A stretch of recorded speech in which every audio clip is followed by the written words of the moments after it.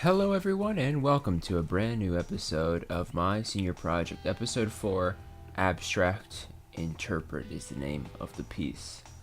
So it's been a little while. It's been a couple days. I had a little bit of a case of artist block, draw artist block.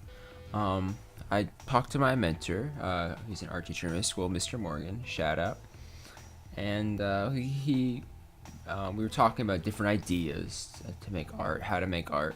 And he persuaded me, because I had done some in the past, consider using ink again. And he actually loaned me some of his, which I'm very grateful for. And so I was having a little bit of drawer's block, artist block. So I decided, it'll be good to do something freeform. I'll splash ink on paper, and I'll just interpret. I'll interpret whatever comes out. And that's exactly what I did.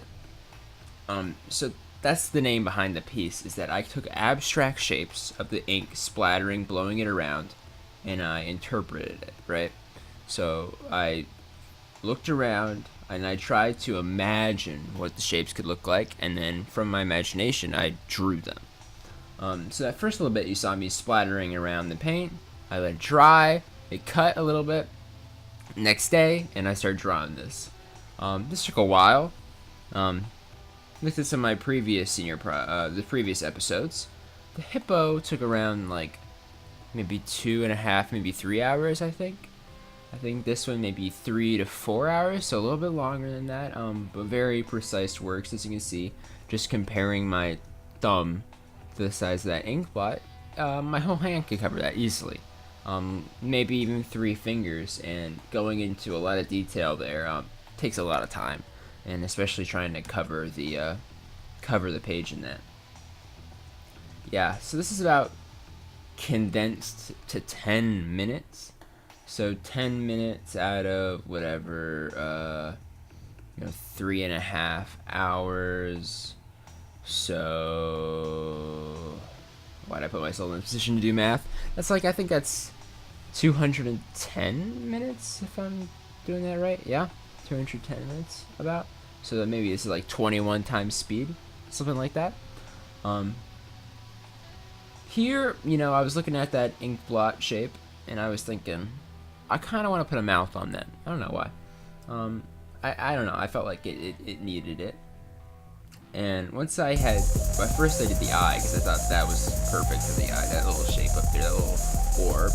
And I want to put a mouth down there. But I was thinking, 2 eyes, 1 eye, is 1 eye gonna be enough? Should I, had some other eyes beneath that? And I was like, oh, the eye should be coming out of another eye. I don't know. Just a sort of abstract theory, abstract interpret.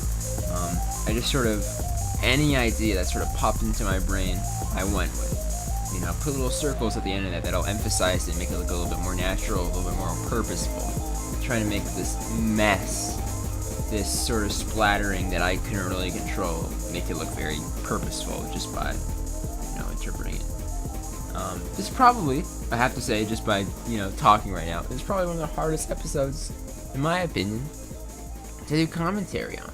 Because the creative process is just so in the moment, and it's just so spontaneous. Like here, I saw a triangle, literally like a triangle, and I was like, bird skull. Don't know why. And I just went with it, By the way, that white pen I've been holding a lot and I've been using a lot isn't a pen. It's actually a mixer. It's a white blender.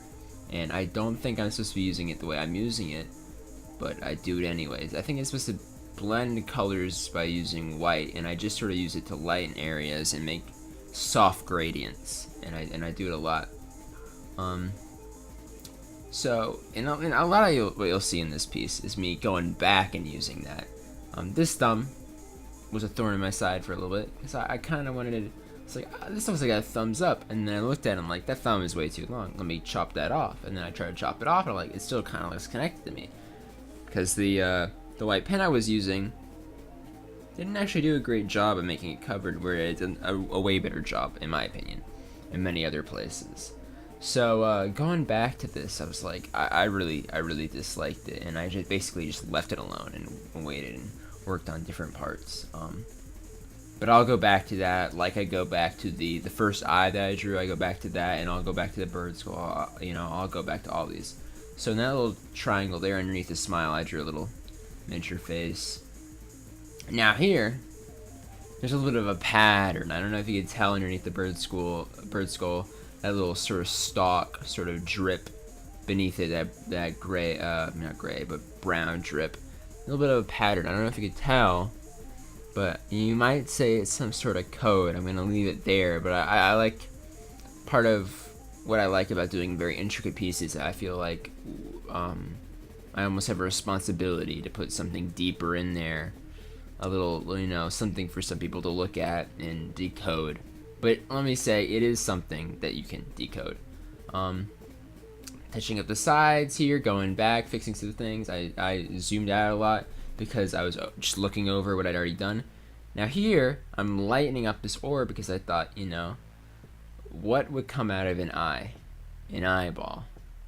But this, so it's an eye on an eyeball coming out of an eye. Kind of Inception-y, something in something and something in something, but I don't know. I think it's sort of fitting. The whole thing is kind of crazy. It has, to me, the ink gives everything the feel of movement. A dynamic. Like the eye looks like it's being thrown out. The smiley ink blot looks like it's kind of exploding. It's very chaotic, and I like that. It makes it look really nice in my opinion. It makes it looks very interesting, and I think from a distance, I don't know if you could totally tell how much detail I try to put into it, and I think that's interesting, almost important. That I think I did spend all this time on it. The easiest part was just spilling the ink. Looking far away at it, that's all you're gonna see. So you're gonna see the similar shapes to just the basis of the ink spills.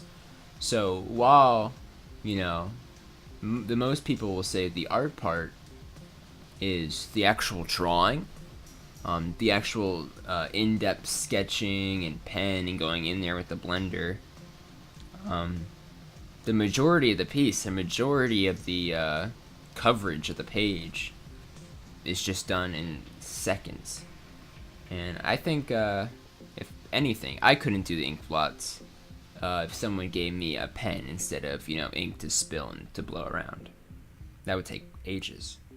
So, it's interesting to, I think, a lot of artists, recognize this, but that, easy art isn't necessarily not art or bad art, and that nature can really help you make something beautiful pretty easily. I mean, just to give a sort of a popular example here, you look at like a Bob Ross painting or something, and you see that and you think that must take an hours, that looks beautiful, etc., etc. And then you look at a video of him actually making it, and for each tree he does a swish with the brush and it's done. That sort of vagueness of the bristles lends itself to creating this sort of vagueness that we see when we're looking at a tree. Meanwhile, if I'm trying to draw a tree, I feel pressured to draw, because I like doing very precise, very small scale drawings. I feel pressured to draw almost every leaf, right? And that vagueness of the brush, that natural construction, lends itself to making it easier, but also more beautiful. And so I think the ink blots has that same sort of technique. Yeah. Bottom right here, I'm drawing a face. I saw a little curve there, a little brown. It reminded me of an upper lip, and I just improvised, and I just went on from there. I should probably comment, bottom left, there's a guy with a big nose, and in the middle, beneath the clock to the right, is a guy whose back is wrapped around the trunk of like the ink blot that's going behind him. That's what I was going for. I hope that is conveyed clearly. I don't know.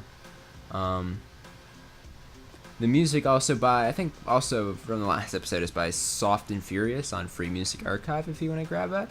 But the piece is basically done, guys. It's basically over. I didn't do the whole thing.